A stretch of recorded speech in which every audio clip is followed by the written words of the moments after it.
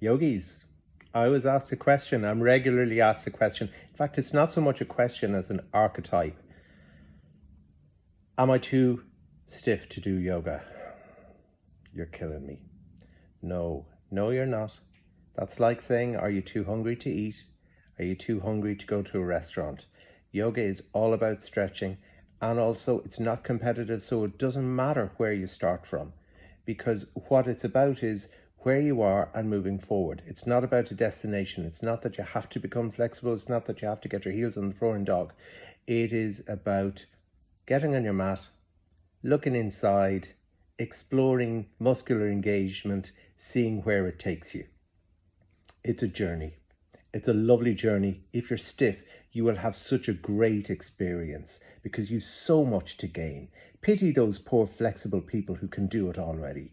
How boring. Yogis, I was asked a very sensitive question. Someone said, I don't have a yoga body. I have a larger body. Do I need to lose weight to do yoga? No.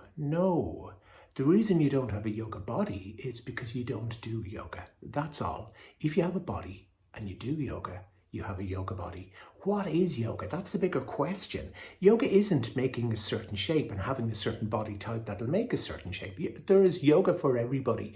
Yoga ultimately is about stilling the mind, stopping the turning of the mind. And I find when I get on my mat and practice, I do a standing pose, I straighten my front leg. I observe how that affects my pelvis, how that affects my spine, how that affects my diaphragm, my rib cage, how that affects my breath. Then I work into my breath. And do you see where it's going? That triggers your nervous system, that cools your brain, that quietens you down. That's what yoga is about. That's a yoga body. Okay, try it. Yogis, I was asked a question. Should I practice during my period? Sure, why are you asking me? I'm a man. I've never had a period, most likely I never will. And anything I have, I've read about this and there was a time where I would give advice on this, but I don't have lived experience of this. I've learned experience of this, and there's so much more value in lived experience in this. So I'd recommend that you go and you talk to someone who menstruates or has menstruated and has maybe 20 years of yoga practice under their belt, and they are going to give you a real clear answer. Okay, that I am never going to be able to do, let's face it. Yogis, I was asked a good question. When is the best time to practice yoga? Whenever the heck you can. Right now you appear to be farting about on social media. Why don't you practice now?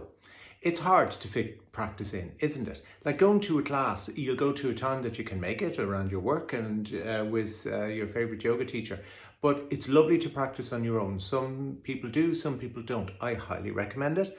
And you do it whenever you can. I like the morning. For me, the morning is my time because that's the time I have. Some people prefer in the evening. In the evening, my workday kind of really kicks off. So whenever you can, and some days you may even split it. You may do some standing poses in the morning, inversions in the afternoon, pranayama in the evening. Why not? Some days your practice is 90 minutes. Some day your practice is 10 minutes.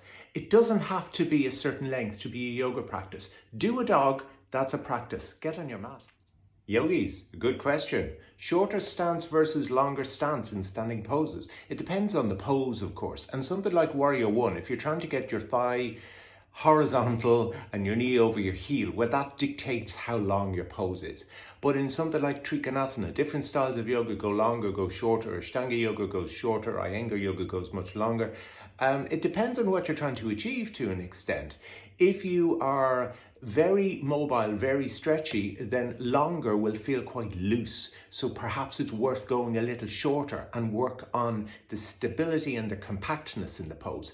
If you're on the stiffer side, definitely go longer. I do find in something like Trikonasana, if I go too short, all of the weight leans into my front leg. It's a two-legged pose. You're trying to bring weight into the back leg. That's one of the key reasons I'm always saying go longer in poses. But sometimes some people need to go shorter. Explore it yourself. Get on your mat.